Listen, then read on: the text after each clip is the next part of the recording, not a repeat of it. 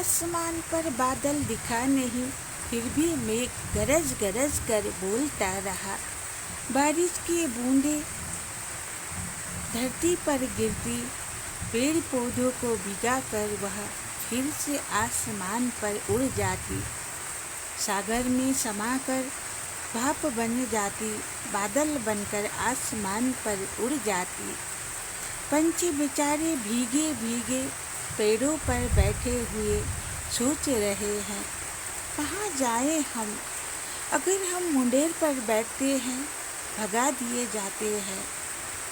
घर के आसपास बैठते हैं, भगा दिए जाते हैं। पेड़ पौधों पर बैठे तो वह भीग कर चूर चूर हो चुकी है। फिर भी हम यहीं बैठकर प्रार्थना करते हैं ईश्वर से। यही कहते हुए वह इधर उधर टुकुर टुकुर देख रहे थे, पर बारिश थमने का नाम कहाँ था। पेड़ पौधे तो खुश थे, और ईश्वर भी कहते हैं, जब पेड़ में फल लगता है, मेघ गरजती है, तभी जाकर वह फल बड़ा होता है।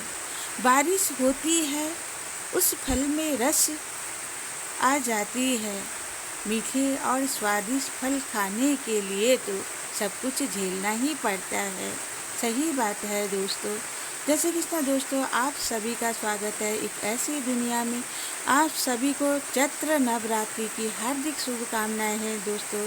माता रानी से यही प्रार्थना करती हूँ मैं, माता रानी आप सभी की झोली भर दे, सबका दर्द और दुख हर दे। यही कहते हुए कहते हैं, मेहनत करने में तो तकलीफ होता ही है। कभी पैर कट जाता है, कभी हाथ पर छाले पड़ जाते हैं, तभी जाकर मेहनत का फल रंग लाती है और स्वादिष्ट भी होती है।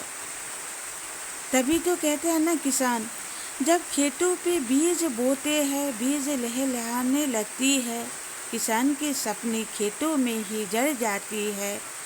वह ईश्वर से प्रार्थना करते हैं, हे ईश्वर मेरी खेत खलिहान की रक्षा तुम ही करना। जैसे ही बीज से पौधा लहलहाते हैं, उसी खेत को फिर से तैयारी करके उस बीज का रोपण करते हैं।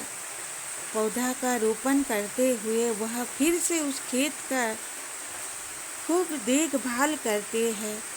क्या क्या पड़ता है उसी खेत को पूछ पूछ कर डाल देते हैं।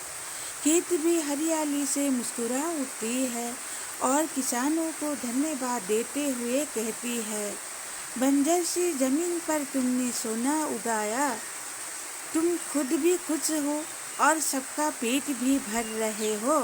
तभी तो किसान को कहते हैं, ईश्वर वह सबके हैं, सबके घर पर दाना पहुंचा देते हैं। क्यों दोस्तों, है ना। तो दोस्तों, अब बारिश थमने का नाम नहीं है। पंछियाँ इधर से उधर फुदक फुदक कर उड़ती है और कोई कोई पंछी रोते हुए ईश्वर से प्रार्थना करती है। आप सभी को आवाज़ तो सुन रही होगी, सुनाई दे रही होगी। छोटी पंछी आकर पत्तों पर छुप कर कहती है, ए बारिश थम जा, मेरा घर भीग गया, मेरे बच्चे छोटे हैं, मैं कैसे उन्हें संभालूं। तुम ऊपर से टपकते हो, बच्चे मुझे माँ माँ कहकर पुकारते हैं। मैं घर भी बना नहीं सकती और दोबारा। सही बात है दोस्तों। तभी तो ये कहते हैं, ना महलों की चाह है, ना दौलत की चाह है, हमें तो प्यार की ज़रूरत है, बस थोड़ी सी रहने की आशियाना की जगह चाह है। यही कहते हुए दोस्तों आप सभी से मिलते हैं। फिर आप सभी को अगर मेरे बोलने में कुछ गलती हुई तो माफ़ कर दीजिएगा, और मैं भी माफ़ी मांगती हूँ। यही कहते हुए फिर मिलते हैं। Bye bye.